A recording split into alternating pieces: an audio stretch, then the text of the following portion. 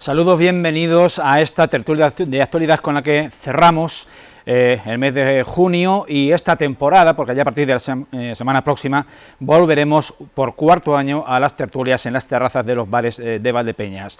Asuntos de primerísimo orden general en la tertulia de hoy. Nuestro país, Madrid, es sede en estos días de la Cumbre General de la Alianza Atlántica de la OTAN. 30 países que conforman esta organización militar están reunidos en IFEMA y en el contexto de la guerra en Ucrania. Nada más poner pie en tierra el presidente de Estados Unidos y ser recibido por el presidente del gobierno, Pedro Sánchez, el mensaje fue claro: unidad y reafirmación del derecho y del orden internacional. En este contexto, igualmente, Rusia se ha pronunciado ya sobre esta cumbre. El gobierno o el régimen ruso aclara que la adhesión de los países escandinavos, de Finlandia y de Suecia en concreto, supondrá una respuesta militar, supondrá que haya misiles nucleares apuntando a estos países. Preguntas al respecto: ¿era el mejor momento y el mejor lugar para llevar a cabo esta reunión, esta cumbre? Vamos a dar paso a la opinión de varios valdepeñeros que los servicios informativos de Televaldepeñas han pulsado en el día de hoy.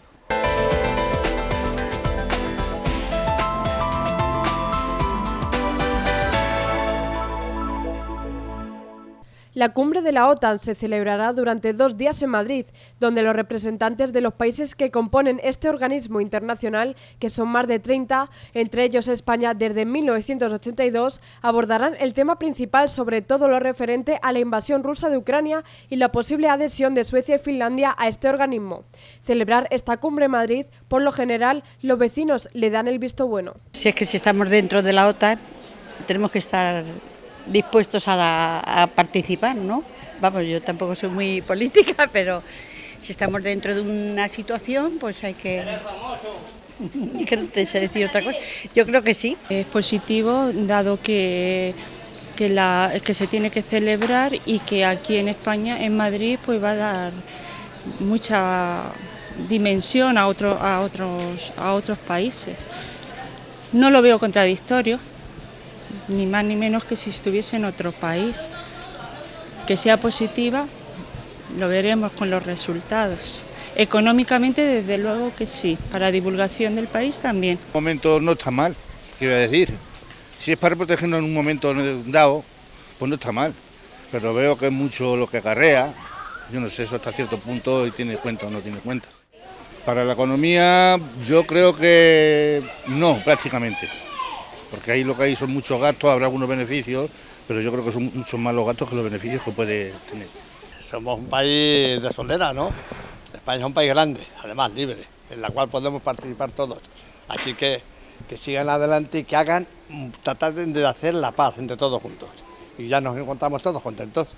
Sobre si la OTAN debe seguir existiendo tras más de 70 años, desde 1949, en general también es una respuesta positiva la que dan los vecinos. Pienso que si está ahí es por algo.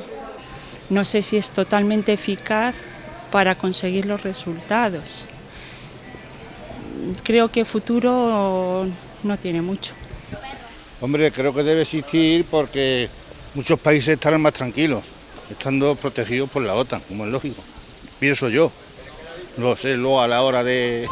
Porque mira en Rusia la que hay y no le pueden poner remedio de ninguna manera, por lo que se ve. Hombre, las organizaciones deben de existir para formar la paz para todo el mundo. Presentamos a la mesa de hoy Vicente Salas, presidente de AFA. ¿Qué tal? Bienvenido.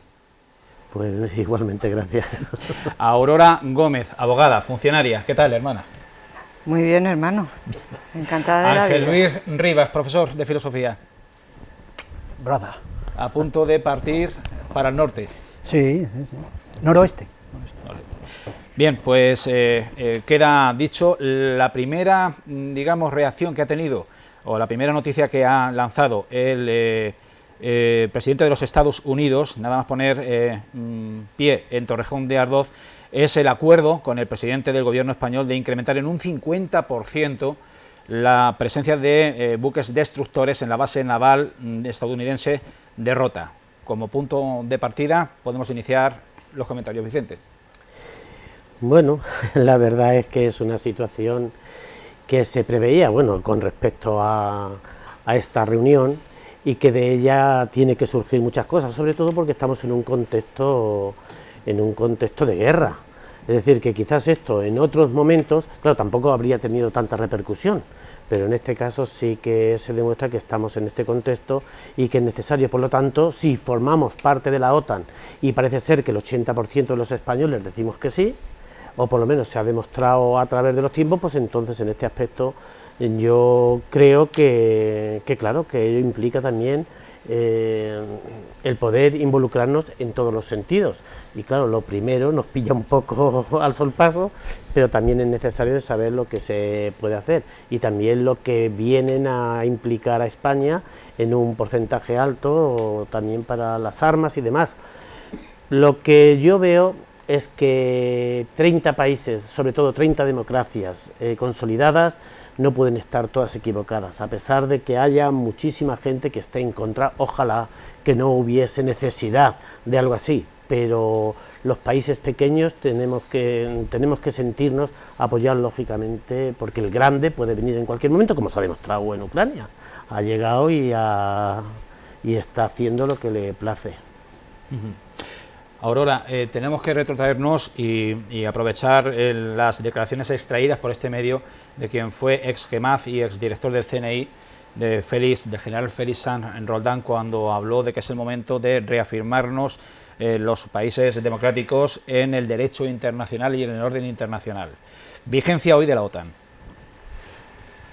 A ver, ahora tiene que recobrar plena vigencia por la situación en la que tenemos. Estaba obsoleta, no parecía que estaba sirviendo para nada, pero ahora han vuelto a polarizarse la comunidad internacional y bueno, pues parece que recobra vigencia, o se aprovecha una organización internacional que ya estaba fundada para estos menesteres.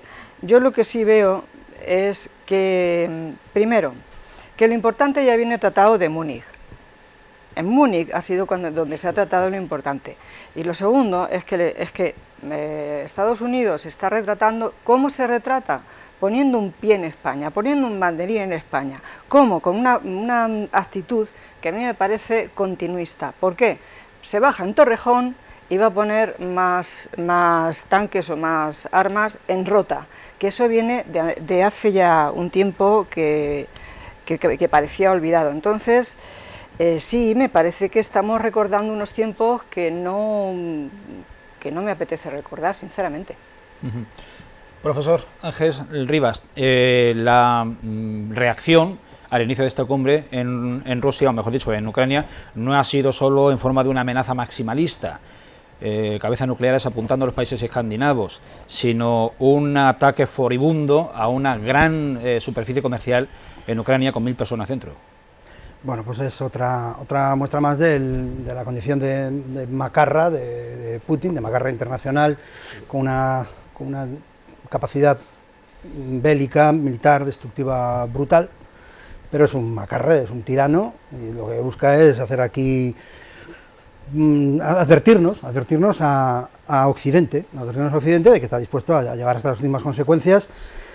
Esto se explica muy bien en varios libros, ¿no?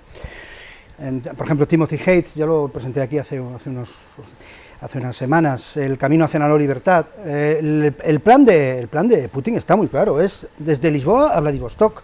Si no existiese la OTAN, en 5 o 6 años, con la disposición que tiene ahora Putin, además un hombre enfermo y que es perfecto, que le da igual ya todo, es decir, está dispuesto a lo que sea, porque como sabe que posiblemente no va a tener que pagar consecuencias de ningún tipo, si no estuviese aquí la última línea de defensa, que es una España dentro de la OTAN, e Italia y Francia, la OTAN, y por supuesto la fuerza militar brutal de los Estados Unidos, el plan de Putin es clarísimamente llegar hasta Lisboa, y de ahí hasta donde haga falta, de Lisboa a Vladivostok, como explica muy bien Timothy Hayes. Presentaste la cuestión a la OTAN como la NATO, como una organización militar. Y sí, evidentemente el origen de la OTAN, de la Organización del Tratado Atlántico Norte, es un origen militar, obviamente, en plena Guerra Fría, cuando dice aquello Churchill del telón de acero, que por cierto la Unión Soviética en un primer momento se postuló como miembro de la OTAN, dicho sea de paso. Lo que pasa es que se dieron cuenta de que era... yo no sé si es simplemente, aunque se puede entrar en una contradicción al decir que cabe la posibilidad de que no sea simplemente una organización militar, sino también una organización civilizacional, una organización que establece una frontera entre lo que son civilizaciones, las civilizaciones, digamos, panasiáticas y la civilización occidental propiamente dicho. Es la cuestión del si vis pacem para bellum, ¿no? O sea, si quieres la paz, prepárate para la guerra, porque que esto viene ya de los viejos romanos, ¿no? Obviamente está en latín, si vis pacem para bellum, no tiene ningún sentido adulto, ningún sentido racional pretender establecer paces desarmadas, habiendo al otro lado de la frontera civilizacional un sujeto que es capaz de llegar a lo que haga falta. Y, por la simple postulación de los países escandinavos como miembros de la OTAN, la respuesta inmediata es tener cuidadito que os pongo unos misiles en la frontera. Es una actitud absolutamente macarra e impresentable. Yo diría una pregunta, Ángel, porque además se está potenciando, o en estos días se está diciendo muchísimo sobre el tema, y tú acabas de decirlo, sobre el postulado de estar en la OTAN, Rusia. Sí, ¿La cosa sería diferente si estuviese en la OTAN? Sí. Ah, bien. Bueno, es la pregunta que me surge, porque ¿qué es lo que pasa? Porque desde luego los rusos, es decir, el imperio, siempre ha pretendido eso, tener un imperio, y hacerlo allí, que era para engañar al público, o para qué, porque la muestra, es decir, en la actitud que está teniendo, en un primer momento era obvio, era uno de los miembros de la alianza contra el eje. Entonces, en un primer momento parecía claro que la situación natural sería que la Unión Soviética mantuviese pues unas relaciones de amistad y fraternidad con los Estados Unidos y con sus países satélites, ¿no? Pero obviamente inmediatamente entra la contradicción clara y obvia, que la Unión Soviética es un país, una dictadura comunista totalitaria, y Estados Unidos no puede aceptar eso, claro, con toda lógica. A ver, el momento en el que Rusia solicitó entrar en la OTAN fue en el que no estaba bien decantada sobre si iba a ser amiga o no de China. Por lo tanto, le venía muy bien la OTAN. Claro, ni Atlántico ni nada, ellos no tienen Atlántico que yo sepa, salvo alguna parte. Bien, independientemente de cuestiones geográficas, le venía bien porque están la India y China, pero ahora la polarización nuevamente llega a ser muy bestia o muy importante, porque no solo está Occidente o la civilización occidental, sino que está todo un continente muy poblado, muy avanzado, que está siendo minusvalorado, desconocido, como es la India, China y Rusia. No hay que minusvalorarlos, y hay que entender la magnitud de lo que está pasando. No es ninguna tontería, porque Europa es muy pequeña. Europa es muy pequeña frente a las poblaciones y frente a la geopolítica de la que estamos hablando. Pero es que además ese aspecto geopolítico no solo se está potenciando, claro, en lo que es la Europa asiática, quiero decir, si es que corresponde algo a Rusia, en este caso, pero que además en las últimas reuniones en las que se ha mostrado intentando potenciar y darnos en la boca al resto, a los Estados Unidos y a Europa, siendo tan pequeña, es que está absorbiendo un poco, ayudando a aquellos países sudamericanos que son anti-yanquis. Por lo tanto lo está teniendo a huevo, ¿qué diría? O con el mundo árabe, que realmente también va totalmente en contra. Por lo tanto, sí. Pero claro, no cabría en el tratado de hace 76 años, no cabría, porque nunca tenía una democracia, bueno, ni siquiera como Turquía, que siendo un régimen también, pero está dentro de, y no es una democracia pura y dura como puedan ser los demás. Por lo tanto, en este sentido... El secretario general de la OTAN, Stoltenberg, ha debutado también en esta cumbre, apuntando pues otro frente del conflicto, y es la dependencia energética de Rusia y tecnológica de China. Esto es un frente más y un aspecto más delicado de este complejo escenario. Vamos a ver, es la cuestión de la dependencia económica y energética y de comercio internacional. Al final, pues como decía aquel, es la economía, estúpido. Es decir, que al final todo se reduce a la economía. Cuando yo decía hace un rato la cuestión de las civilizaciones, yo recuerdo la lectura de aquel viejo artículo de Huntington, de Samuel Huntington, que después se convirtió en un libro con tomo y lomo ya, el artículo aquel que era Choque de civilizaciones, esa interrogación, que después se publicó con forma de libro, ya muy gordote, en plan, el título ya era afirmativo, el choque de las civilizaciones. El caso, por ejemplo, de China, la Maonomics, que se suele llamar desde hace el tiempo, ¿no? Es decir, la economía Mao o el capicomunismo, ¿no? Es decir, el capitalismo con rostro comunista y con estructura de fondo de dictatorial, tiránica, comunista. Europa es pequeña, pero la economía española es equivalente a toda la economía rusa, solo a la española, es equivalente, punto arriba, punto abajo. España más Francia, más Italia, más Alemania, más, bueno, iba a decir el Reino Unido, más Portugal, más todos los países que forman propiamente hablando el núcleo europeo, tienen muchísimo que decir, muchísimo que ganar y muchísimo que perder. Evidentemente lo que no le interesa a nadie en el mundo es una tercera guerra mundial, esto está claro. No le interesa a nadie una tercera guerra mundial. De una tercera guerra mundial no saldría ganando nadie. En la última tertulia en la que participé yo también se habló, porque ya se decía de las fechas, se estaba acercando la fecha de la OTAN y demás, y claro, la historia nos revierte de nuevo y decía en aquel momento, yo volví a reiterar lo que la historia dice al respecto, de que Putin lógicamente quería emular a uno de sus líderes, en donde había matado a 60 millones. Desde luego, estando enfermo y con el carácter que tiene o la actitud que está tomando... ¿Dais por hecho que está terminal? ¿Lo dais por hecho que está terminal, Putin? Está teniendo unos síntomas... Pero no era por psicópata. Ahí está, sí. Esa es buena. Pensaba que era por eso. No, por esto sale de cánceres y cosas de estas, ¿no? Pero bueno, independientemente de eso, pues... A mí me parece que es una persona, me parece bastante claro que es una persona mental y moralmente desequilibrada, ¿no? Y son los peores, hay que tener muchísimo cuidado con él, eso está claro. Uno de los titulares que han precedido, y sigo también en orden económico, uno de los titulares que han precedido la celebración de esta cumbre ha sido la suspensión de pagos de Rusia. Ha dejado de pagar los intereses de su deuda externa. ¿Esto es sintomático de qué? Pues de que está invirtiéndolo todo en armamento. ¿Está viniendo larga? Y que no está pudiendo mantener los costes de una guerra.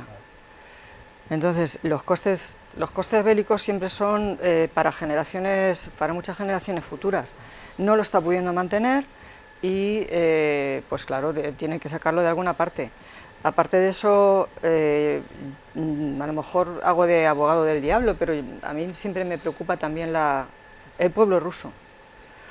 Me preocupa el pueblo ruso porque ellos no buscan, no sé, supongo que la inmensa mayoría ningún pueblo quiere una guerra, y ningún pueblo quiere, salvo que se fanatice progresivamente, un pueblo fanatizado, pero nadie quiere una guerra. No, es muy fácil. Es facilísimo. Bueno, es fácil, un pueblo. pero todo un pueblo, por lo menos las ideas que nos están llegando por la familia que tenemos en Rusia, Alemania desde luego se está demandando que no, paz sobre todas las cosas. En este caso no es el caso de un fanatismo de un pueblo, pero lo que sí que es cierto es que su liderazgo sí que lo es, y está demostrando, y además lo que cuesta. Este hombre o este gobierno pensaba que lo iba a llevar todo en 4 días, de aquella manera, y le está resultando muy largo, 126 días. Son demasiados. Y podría habérselo llevado todo por delante en 4 días, lo que pasa es que está la OTAN, y está la amenaza de la Tercera Guerra Mundial, sueltas 4 pepinazos atómicos y acabas con la guerra en 3 días, claro. El problema es que es la Tercera Guerra Mundial, y entonces eso no le interesa a Putin, le interesa al pueblo ruso, le interesa a sus generales, por razones obvias, evidentes, por lo que dice Aurora, lo que había dicho yo. No hay ningún pueblo que quiera una guerra total, una guerra de movilización total al estilo alemán de los años 30, una movilización total de la que escribía Junger y todo esto. No hay ningún pueblo que quiera eso.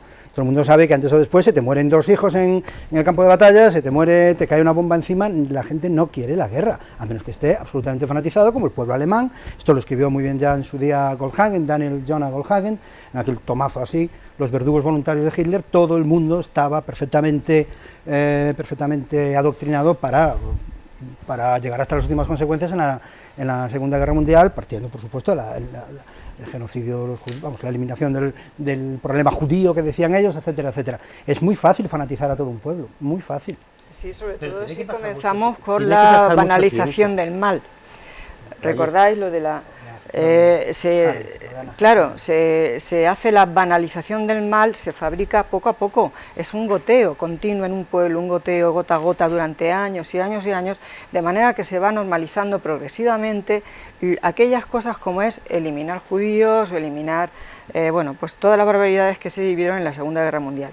Ahora en Rusia entiendo que han cambiado los tiempos, hay más información, hay una globalización de comunicaciones y de información, y no sé si se podrá parar, si será tan fácil llegar al pueblo a través de la fanatización. No lo sé, eso sí que se me escapa. Lo que sí que entiendo es que se da el primer término, el primer requisito para esa banalización y para ese fanatismo, que es que el agresor se siente víctima.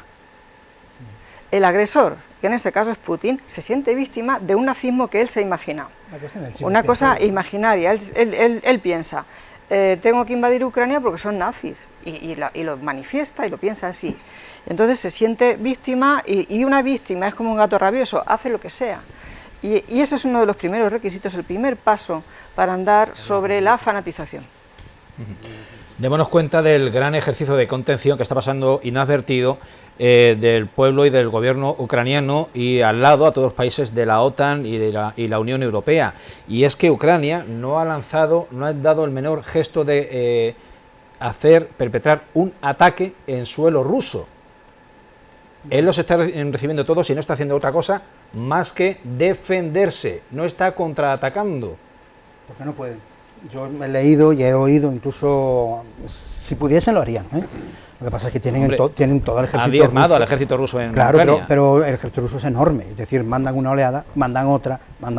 Si pudieran, vamos, me acuerdo un reportaje en un periódico hace como 2 meses, una cosa así, salían mujeres soldado, y claramente una de las declaraciones de una de ellas era: los vamos a perseguir hasta Moscú. Lo decían así de claro, en cuanto podamos vamos a ir detrás de ellos, matándolos por la espalda hasta Moscú.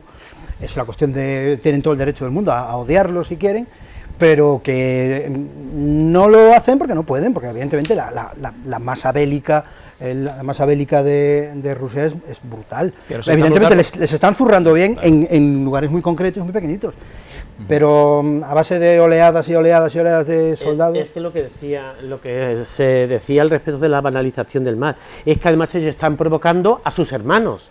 Es que es como si fuese una guerra civil, sencillamente porque conforma parte del imperio, y además nosotros hemos estado, sea en Bielorrusia, en Rusia, y nos hemos encontrado con los ucranianos, y tan pronto nos los han presentado, pues han llegado y dice aquí nuestros hermanos ucranianos, siempre. Por lo tanto, el odio lo están haciendo, es decir, la banalización del mal, lo están provocando en esto con el fin de perseguirlos si fuese hasta... Claro, también es cierto que en los últimos años, desde el 14, está el tema del este de Ucrania, pero no ha sido total el asunto sobre el país. Es que sobre el país ha llegado en un momento puntual, queriéndolo quitar del medio en un momento exacto. Ya venía avisando, ¿eh? Sí, pero desde el 14 la invasión de Crimea... son 8 años, quiero decir que sí que es cierto, pero que no ha sido sobre todo el país, y en cambio ahora el país quedaría, solo que se han tenido que limitar por todo lo que significa económico, social y demás, y se han tenido que limitar a la zona del Donbass, pero en este caso la situación desde luego es... Yo he oído decir, para resumir lo de antes, no queremos firmar una paz, queremos ganar una guerra, la gente de Ucrania, no queremos firmar una paz, queremos ganar una guerra. Claro, el problema es que si se entra en esa espiral de venganza, que desde un punto de vista humano es perfectamente comprensible, desde un punto de vista del derecho internacional y es más complicado. Bueno, también porque se sienten apoyados, y estamos en el tema de la OTAN, se sienten de la OTAN, se sienten parte de la OTAN, quiere decir, aunque no lo sean, y en este sentido es porque se sienten apoyados. En el G7 pues ha dado su mensaje, de nuevo queremos más armas, que no es pretender la paz, sino ganar la guerra. Como conclusión, o como dos conclusiones de esta primera parte, y os pido que os pronunciéis, sin una fuerza disuasoria en el escenario internacional como es la OTAN, los países, los estados, los regímenes más propensos a ser belicosos y a ser ofensivos, tendrían el camino más allanado. ¿Funciona realmente la OTAN como fuerza disuasoria? Yo creo que funciona Estados Unidos. Claro, la séptima flota. Si funciona Estados Unidos, vale, y si no, no. Si puedes poner la séptima flota en Sicilia, entre Sicilia y Cerdeña, Y no hay más. Se acabó el asunto. Y segunda cuestión que no hemos tocado, ¿se debe de seguir rearmando desde los países aliados al ejército ucraniano para que se continúe defendiéndose? Sí. Y al español incluso. Sí. Y el español, que justamente va a tener casi un 50% más para su rearme. Quiero decir, y eso sí que no cabe la menor duda. Va a dar alojamiento a un 50% más de destructores de destructor, pero también para armarse el mismo país, a su ejército, va a dar también, si está dando una cuantía, pues ahora será justamente el doble. Por lo tanto, digo que sí que se va a rearmar. Sí, Biden desde luego ha venido con la... con la hucha. Además, yo no sé si tenga algún problema de demencia o demás Biden, pero desde luego tiene una serie de detalles. También decimos que el otro, pero que este también es y también tienen que decirle las cosas, y ha venido con los deberes bien hechos, y las dos cosas primeras que ha planteado ha sido lo de la rota y lo de que os rearméis, y ahora ya lo que digamos en estos 2 días. Muy bien, pues le vamos a emplazar la segunda parte de esta tertulia, en la que vamos a hablar de la decisión del Tribunal Supremo de Estados Unidos de anular la sentencia de 1973 por la que se reconocía como derecho fundamental el aborto en las mujeres estadounidenses. También vamos a hablar del Consejo de Ministros, que el pasado sábado aprobó ese nuevo paquete de medidas anticrisis para las familias más desfavorecidas por esta crisis que tenemos ahora encima, la enésima. Se solapan unas sobre otras.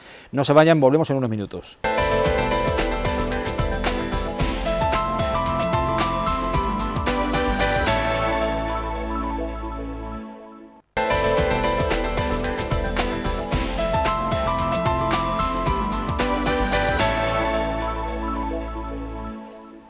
Gracias por continuar en la tertulia de Televaldepeñas, y reanudamos el debate hablando de aborto a cuenta de los últimos novedades, noticias venidas procedentes de Estados Unidos. Entre 90 y 100.000 suspensiones voluntarias del embarazo se producen en nuestro país cada año. A diferencia de lo que ocurre en Estados Unidos, aquí sí que hay una ley específica actualizada, al menos en dos ocasiones, que regula la interrupción voluntaria del embarazo. En Estados Unidos no existe tal ley, sino una enmienda a la Constitución que reconoce tal derecho fundamental, y esa sentencia, esa enmienda, mejor dicho, pues ha sido anulada por un reciente auto del Tribunal Supremo. Una de las consecuencias o daños colaterales, vamos a llamarle así, es el temor a que se restrinjan también derechos en cuanto a matrimonios entre homosexuales. Y el eco de este conflicto social que ha surgido en Estados Unidos se está extendiendo a numerosos países, entre otros el nuestro, donde ya se han dado manifestaciones multitudinarias y masivas en varios puntos del país y de otros de la Unión Europea. Hay un incremento, dicen las personas que defienden que debería de continuar este derecho reconocido, hay un incremento del riesgo para mujeres sin recursos que deciden abortar, y que, bueno, hay la posibilidad también de que la senda que han iniciado desde los Estados Unidos se emprendan en otros países con gobiernos pues tirando a conservadores. Hay que ver también, hay que repasar la posición de los grupos políticos en España, porque esto sirve un poco para retomar o repasar o actualizar cuáles son las posiciones. Y dicho lo cual, pues posiciones a favor o en contra de esta decisión, de esta anulación dictada por el Tribunal Supremo en Estados Unidos. Empezamos por la abogada de la mesa, por Aurora. ¿Cuál sería tu punto de vista inicial? Mi punto de vista inicial es que los términos están equivocados desde el principio. Yo no entiendo que el aborto sea un derecho, el aborto es un hecho. el aborto es un hecho y que que existe, las mujeres abortan y hay que regularlo cuando trascienda al orden público, cuando sea una cuestión de orden público. Mientras no, a las mujeres hay que dejarlas en paz. Y dejarlas en paz significa proporcionar, que los sistemas de salud proporcionen las prestaciones sanitarias necesarias para que no se ponga en riesgo su salud. Esto significa que Estados Unidos es la cuna del estado del bienestar o del welfare state, allá por los años 60, donde se priorizaba, pues eso, no solo un estado económicamente hábil, sino también eso, que hubiera unas prestaciones sociales determinadas. Si resulta que esas prestaciones sociales se coartan o se cuestionan, esas prestaciones de salud, que me quiero decir, las prestaciones de salud se cuestionan cuando ya entra en cuestión los temas de la mujer, es algo que no entiendo ni voy a dejar, no voy a entender nunca. A la mujer lo único que se tiene que hacer con nosotros es dejarnos en paz. Es decir, si queremos ser madres, tener derecho a ser madres.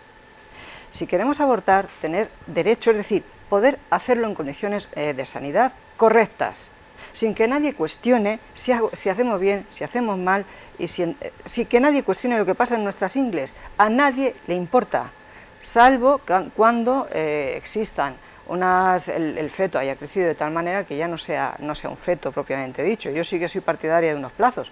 Ahora bien, me parece que hay demasiada gente metiéndose en lo que nos pasa en nuestra salud y que optan por no protegerla. Bien, yo parto desde luego de una base, soy antiabortista, es decir, no admito el aborto como cristiano, pero realmente tengo que reconocer, y estoy en este mundo, digo sencillamente, porque estamos en una sociedad que es laicista, que por supuesto no es religiosa. Entonces yo quisiera que todo el mundo pensase como yo y reconozcan lógicamente que desde el principio forma parte de Dios. Pero en este caso, como lo reconozco, hay una cosa que además lo traía previsto, pero es que me ha encantado de parte de Aurora, cuando ha dicho, este no es un problema político. Y si no lo ha dicho, lo digo yo, no es un problema político porque ya vemos cómo los políticos, cómo cambian. En cuanto uno le ha interesado en los Estados Unidos, ha cambiado a 3 el tribunal y ahora resulta de que todos aquellos derechos que estaban, resulta que se han ido. Por lo tanto, vemos que no es una cuestión política, sino es una cuestión de salud. Debiera de personalizarse la situación en la mujer, es decir, que piensa diferente a mí, en ese sentido lo entiendo, pero que lo hace. Yo pienso que debía haber una educación, no se nos ha educado sexualmente. En este país, no sé si en otros, pero no se nos ha educado, y entonces resulta de que es ingratísimo notar de que haya chicos de 8 años que para intentar acceder a conocer el sexo, pues tenga que hacerlo por una película porno, porque la media está en 11 años, es decir, por lo que significa que 8. Entonces, como no hay conocimiento, es decir, ya no estoy diciendo en un aspecto religioso, estoy hablando de un aspecto laico, un aspecto de conocimiento, pues nos damos cuenta de que esto no se está llevando a cabo bien, y por lo tanto, me parece que es más una situación de salud, y en eso estoy de acuerdo, que se deje realmente a quien esté sufriendo las consecuencias, porque si no va a pagar, como siempre, frente a la ley, va a pagar Juan Pobre. ¿Quién va a ser? Las mujeres que lógicamente no tengan medio, las más vulnerables, las de siempre. Si los que tienen dinero van a tener posibilidades de llevarla aquí o a donde correspondan, o los que estén trabajando en las empresas grandes les están dando la oportunidad, y la vulnerable que no tiene posibilidad. Por lo tanto, es una situación que se debiera de tratar, no desde el tema de la política. Además, hay una cosa que me llama la atención después de ver la imagen que vimos con respecto a lo de Melilla. Es que creo que nos causó... Por no intensificar la tertulia, he sacrificado el tema Melilla y Ceuta, el tema Melilla. que evidentemente daría para hablar y para tener un cuarto asunto en esta tertulia, pero los que hay entiendo que son de suficiente entidad como para dejarles la hora a ellos tres solos. Continúe. No, pero si simplemente es decir que un político de talla, digo de talla entrecomillado, porque ni creo que no hay políticos de talla actualmente, pero que sea el presidente de un gobierno que diga, por su propia convicción, que diga es que esto se ha realizado muy bien, vamos, los demás no somos ni imbéciles ni tontos como para darnos cuenta que allí las cosas no se hicieron bien. Bien, entonces en ese sentido los políticos no me sirven para esta situación. Es un debate social. Bueno, totalmente social, es decir, en donde estamos involucrados, el resto de los políticos son algo aparte, que solo van a por su poder y a por su influencia. No quiero decir los políticos, que lo dije la otra vez, teniendo a su mujer política, no es la de los pueblos, son los que viven de la política, que son los... Pero esto es otro debate, porque los políticos están obligados a ser correa de transmisión de esas sensibilidades de la sociedad. Sí, pero que es más un tema en donde está el aspecto social y realmente el aspecto médico tiene muchísimo que ver en todo esto. Ángel Luis Rivas Lado.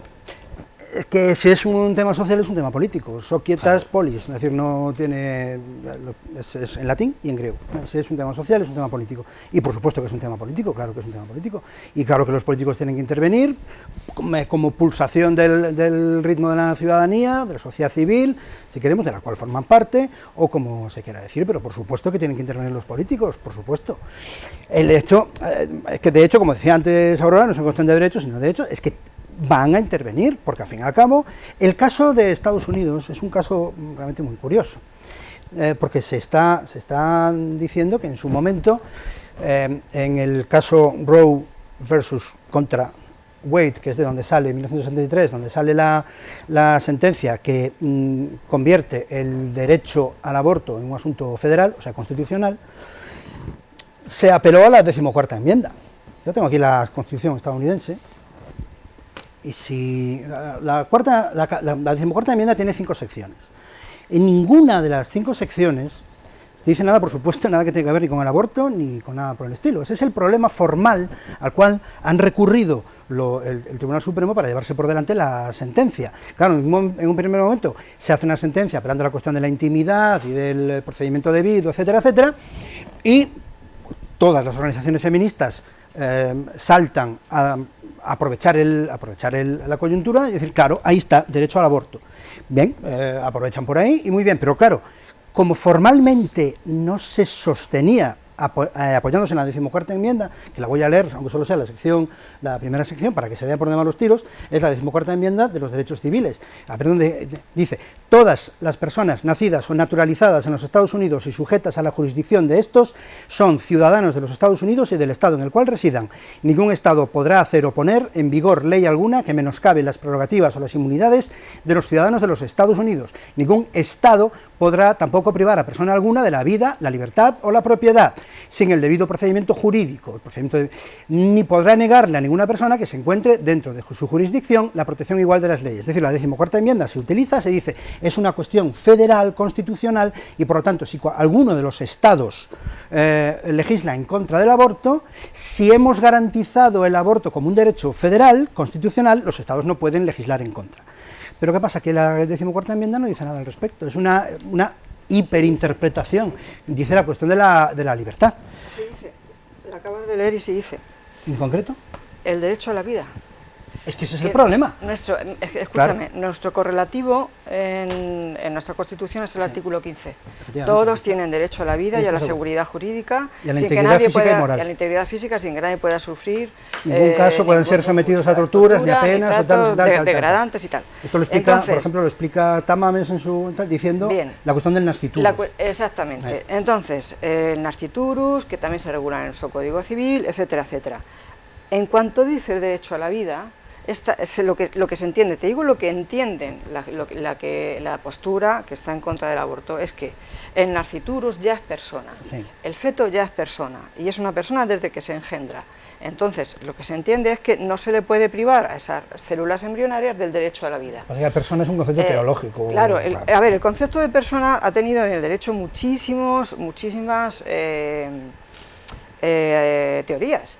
En un primer momento se decía, ¿qué es persona? ¿Qué es persona? Lo que tiene circulación sanguínea independiente. No, eso es poco.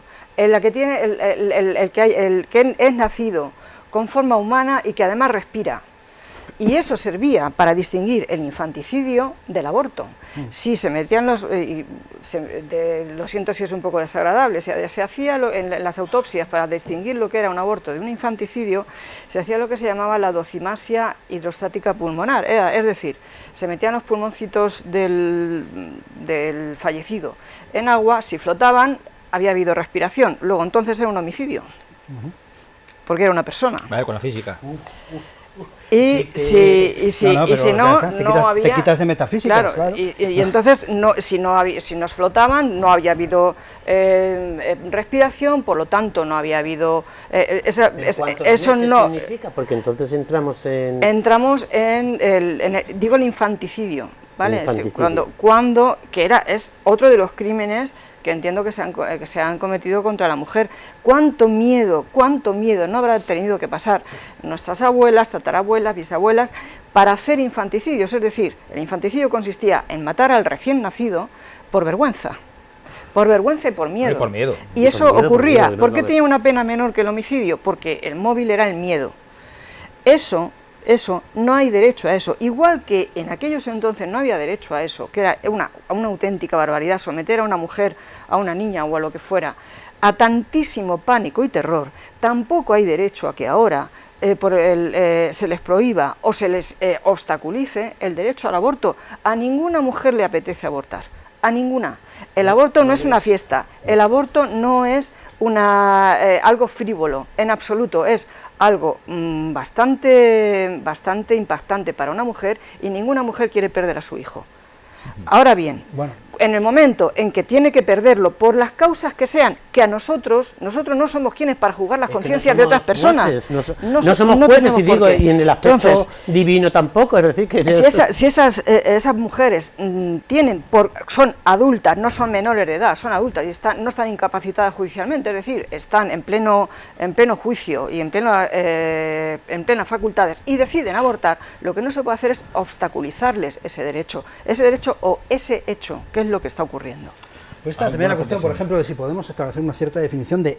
Yo me acabo de... La definición de hijo, por ejemplo, ¿no? Hijo, hija, ¿no? Yo siempre pienso en el caso de la violación.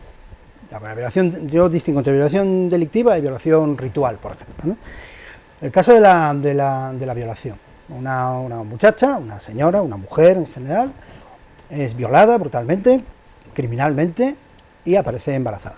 Está embarazada, o en términos biológicos, preñada, ¿no? Porque el embarazo a pesar de que la palabra tiene un aspecto así negativo, ¿no? El embarazo y tal, pero hasta es digamos, entrañable, ¿no? Pero la preñez, vamos a ver si aparece preñada, vamos a decirlo así, por la fuerza bruta de un sujeto, dos o tres, una manada, un grupo, los que sean, ¿no? Lo que tiene dentro, vamos a considerarlo un hijo, propiamente hablando. Yo particularmente, desde un punto de vista moral, me niego a aceptar que eso sea un hijo de esa mujer, o de esa muchacha, o de esa... es un caso obvio, evidente, de derecho clarísimo a abortar, sin ningún tipo de duda. Es decir, no, que lo tenga, que esté 9 meses gestando, después se lo entrega a una familia... Venga, vamos a ver. Vas a someter a una niña, una señora, una mujer, a quien sea, a la indignidad de gestar el resultado de un acto violento, brutal, salvaje, como es una violación. Eso no es un hijo de esa mujer. A mi modo de ver, desde un punto de vista moral, conceptual, eso no es un hijo. Esto de que vamos a gestarlo y después lo entregas en adopción. Me parece que someter a una persona a una indignidad... Anteponer el derecho, los presuntos derechos de... es que no quiero decir la palabra feto, pero es así. Es anteponer los derechos de alguien que no ha nacido a los derechos de la niña. Y a la dignidad. Y a la dignidad de la niña. Es que ni una gota de sangre lo que decía tiene Kant, que derramar la niña. Claro, lo que decía Kant, es decir, es utilizar a una persona como medio, mira, pero la ley, gestante para que la ley la canalizamos, que es en lo que hay política, es por lo que yo quería decir, no que los políticos no tengan nada que ver, porque entonces echamos a la mitad del país que todos somos políticos en algún momento. No, sino es canalizarlo, pero que al fin y al cabo, esa chica, esa mujer, ante esa situación que se le ha dado, lógicamente tiene que ser tratada y en un aspecto médico y desde luego mucho más amplio. Por lo tanto, entraríamos de nuevo en esa misma dinámica. Tener en cuenta, es decir, ver, porque la ley, entonces vemos que la ley es en un momento puntual no es justa, porque dependiendo de las personas que la van a cambiar y el cambio brutal que le acaban de dar. Es que la ley no cae del cielo en el Monte Sinaí, la ley la votan los políticos, representantes de los seres humanos, y en Estados Unidos, por ejemplo, no va a ser lo mismo en el gran estado de Nueva York, en el gran estado de Massachusetts, con un porcentaje de origen irlandés católico enorme, donde en el estado de Massachusetts clarísimamente va a salir una ley, supongo, vamos, lo más normal sería una ley contraria al aborto. En Nueva York ya se verá. El asunto Roe contra Wade es en Texas, en 1973, es en Texas, que es donde está ahora reactivándose la cuestión. Quiero decir que en Estados Unidos al final en cada uno de los estados van a ir aprobando las leyes particulares de cada estado, ya que no es una cuestión federal. Los políticos tienen que mojarse, y en España tenemos por delante 2-3 años de debate muy serio. Porque cuando veas la barba de tu vecino cortar, pues las tuyas a remojar. Pero es lógico, eso está bien. También, no, que me parece. Para zanjar el asunto y pasar al tercero y último, sí que me van a permitir ustedes en casa, vosotros en la mesa, una pequeña frivolidad. ¿Os imagináis dejando en España la decisión sobre esta materia en manos de las comunidades autónomas? Porque no es lo mismo.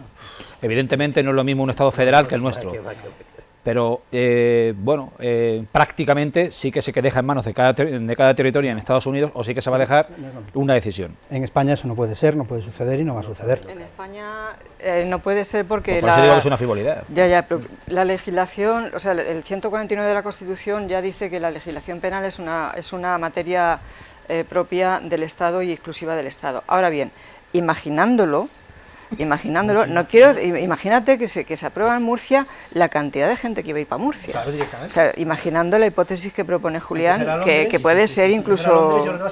Te vas a Murcia, sería bueno, mucho más fácil y sería más económico.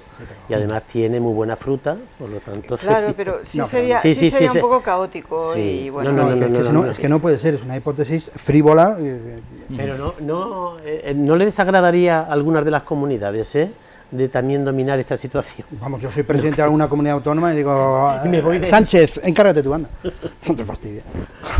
Hombre, claro. Bien, dejamos 10 minutos finales para hablar de las medidas del Consejo de Ministros extraordinario celebrado el pasado sábado, y algunas de las cuales han entrado en vigor, este pasado lunes 27 de junio, recordemos, reducción al 5% del IVA en la tarifa eléctrica. Estas de las que todavía no han entrado en vigor. Esta entrará en vigor en el mes de julio. Recordemos que antes se redujo ya del 21 al 10% el IVA de la factura energética, de la factura eléctrica. Ayuda del cheque de 200 euros para familias que cumplan los requisitos de estar parados, desempleados, sus mantenedores o con trabajos con bajos ingresos, por debajo de los 14.000 euros al año. También se aumenta un 15% la cuantía de las pensiones no contributivas o del ingreso vital, mínimo vital. Y un nuevo impuesto a las energéticas, al cual el presidente del Gobierno le añade el siguiente titular: este es un gobierno incómodo para determinados poderes económicos. ¿Creemos a Pedro?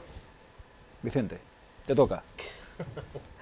La verdad es que dependiendo de dónde venga la respuesta, de momento, si viene lógicamente de la parte de la izquierda, a la izquierda del PSOE, nos encontramos con que se han quedado muy cortos.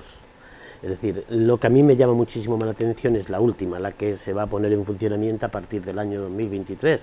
Esperemos, la verdad es que los grandes poderes, en este sentido eléctricos, pues tienen que pagar también las consecuencias porque se están llevando, pero ya digo que dependiendo, y aún cuando a la derecha del PSOE también se encuentren aquellos que también dan su voz y ponen su voto, resulta de que dicen pues que se han alargado un poquito. La verdad es que están viniendo siempre en contra, cuando realmente la situación que se está dando en España, como en otros países, pero claro, cada país está dando su pero siempre vamos atrasados con respecto al resto de Europa. Es decir, sabiendo de que Europa está actuando, pues está Portugal, está Francia, está, digamos, los más cercanos, y por el contrario nosotros vamos siempre, se queda un poquito cortillo, ¿eh? Son ayudas hasta el 31 de diciembre, entre las que se mantienen esos 20 céntimos de rebaja por el litro de combustible.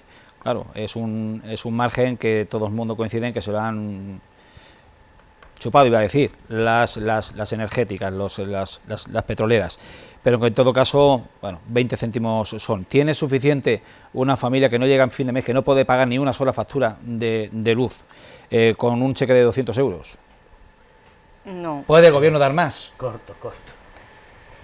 A ver, es que yo creo que en lugar de manejar las variables, y ahora explico, en lugar de manejar las variables macroeconómicas, que es lo que debieran empezar a hacer, están poniendo una subvención. Entonces, variables macroeconómicas, me refiero, ahorro, inversión, exportación, importación, la demanda agregada, bueno, todas esos componentes que configuran o constituyen la economía de una nación o de un país. Entonces, realmente estamos muy condicionados por la economía europea y por la Unión Europea, pero hay cosas que sí que se podrían hacer. No estoy informada de qué se puede hacer más o qué no se puede hacer más, porque si estuviera informada sería yo la presidenta del gobierno. Como no lo soy y como no estoy informada, no puedo saber si hay más o no. Ahora, a mí como ciudadana a pie me parece un parche. Ángel. Sí, son medidas completamente cosméticas y demagógicas, y no se soluciona nada con ellas.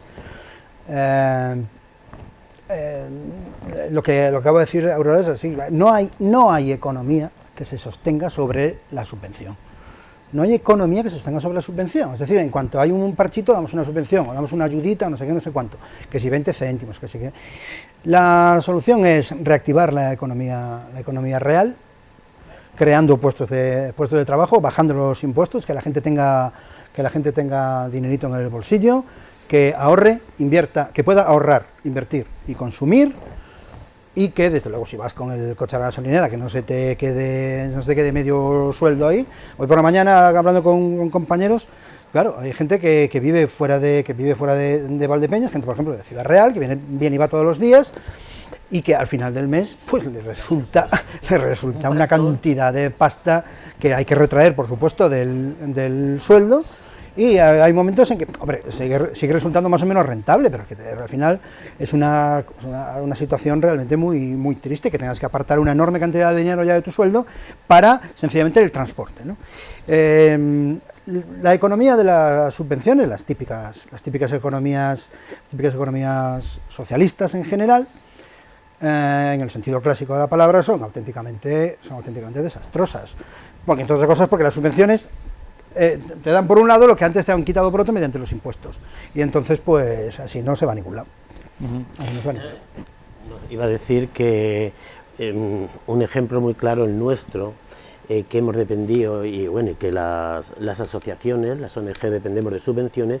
Nosotros, habiendo tenido lógicamente la gestión del centro y de la residencia, que han sido subvenciones cuantiosas en su momento, que tenemos que ver, por lo que dice Ángel, de que para hacer una obra de 3 millones, pues nos ha costado 700.000 del IVA que hemos tenido que pagar del dinero que hemos recibido a su vez, entonces no tiene sentido. Pero al final, cuando las subvenciones se han ido espaciando, pues lógicamente nos hemos encontrado con tener que dejar la gestión a otra asociación. Sencillamente por eso, porque la política de las subvenciones son parches momentáneos, pueden durarte un poco más tiempo o menos tiempo. Solo una puntualización: la subvención es un instrumento para movilizar la economía, es una forma de que tienen los estados o las administraciones públicas de inyectar dinero a aquellos sectores que van a ser más favorecidos por eso y que deben de ser promovidos por las administraciones. Sí, es además decir, toma este dinero para hacer tú lo que no estoy haciendo yo. O lo que sea más interesante. O sea, si es algo que es interesante y que va a crear determinados por ejemplo, la administración local no puede llegar absolutamente a todo porque legalmente tiene tasadas sus competencias. Entonces, como legalmente tienen tasadas sus competencias los ayuntamientos y las diputaciones provinciales como administraciones locales, no pueden meterse donde no les llaman, quiero decir, donde no tienen competencias. Entonces, la subvención es un instrumento para inyectar dinero y promover factores económicos, sociales, etcétera, etcétera. Ahora bien, en este caso en el que estamos, de una economía que va bajando, no entiendo, o sea, entiendo que la subvención se queda corta. Hay un debate dentro del gobierno que no se oculta, no se disimula, entre quienes, además dentro del propio PSOE, entre quienes sostienen que la bajada de impuestos no es la solución, que las soluciones van en otra línea, en otra dirección, y con apenas muy pocos días de margen, pues el presidente del gobierno comparece para anunciar la decisión que va a tomar el Consejo de Ministros, diciendo que efectivamente se van a bajar los impuestos, el del IVA, del 10 al 5%. Es para dar tranquilidad el hecho de ver que en un gobierno de coalición no solo hay discrepancias entre las dos fuerzas que lo componen, sino además entre la mayoritaria, porque hay una falta de sintonía a veces pasmosa, como este ejemplo que acabo de citar. Quizá lo malo es que se vea esa falta. ¿Perdón? Quizá lo malo es que se vea la falta de sintonía. Sí, que es lo que está sucediendo. Esos conflictos tienen que aflorar y tienen que resolverse en el ámbito público. Tiene que dar bien claro que hay una mitad, más o menos una mitad de gobierno de España en este momento, pues que la cuestión de los impuestos, la solución que encuentran es aumentarlos siempre más, cada vez más, y cada vez más, y cada vez más. Que se baja de un 10 a un 5 el IVA, ¿cuánto tiempo? Si a mí se me dice que se baja un 10 para siempre... 39 de diciembre. Por eso, no, eso es una forma de retórica. Se dicen que para siempre, muy bien, me parece estupendo, pero después volverán a subirlos, y porque los compensarán con otros impuestos. Antes o después sacarán otros impuestos de la manga y ya está. Yo creo que a la gente lo que le gusta, lo que le interesa y lo que le parece bien, y en cuanto se le explica un poquito, está todo el mundo de acuerdo, lo que hay que hacer es dejar el dinero en el bolsillo y que lo gestione cada familia, cada individuo, y ya está. Es decir, me lo quitan por un lado y me lo dan por otro lado en subvenciones, y entonces yo me tengo que creer que como me están dando una subvención tengo que seguir votándoles a ellos. Si en lugar de esa dependencia de la subvención me dejan ya mi dinero, mi renta en mi bolsillo, yo lo gestiono como me parece bien, o mis asociaciones, o mis grupos, o lo que sea, pues ya está. Cuanto más independiente sea el individuo y las familias con respecto a la gestión estatal, mejor. Pues yo discrepo, pero bueno, discrepamos la semana que viene. No. La semana que viene no. La demás semana que viene no vas a discrepar. Cerramos, si queréis alguna aportación más, y si no, pasamos al epílogo. Nada. Bueno, agotado el tema, y antes de finalizar esta última tertulia de la temporada, antes de irnos a las terrazas, pues damos paso a quien vamos a despedir hoy y en este momento hasta septiembre, porque se va a Santiago de Compostela, quien pudiera. Bueno, es bien fácil, coges la A4, coges la M50, coges la 6, tiras para allá y ya está. ¿Cómo vas a hacer tú? 852 kilómetros, ¿no? Adelante, profesor. Bueno, voy a leer una pequeña extravagancia.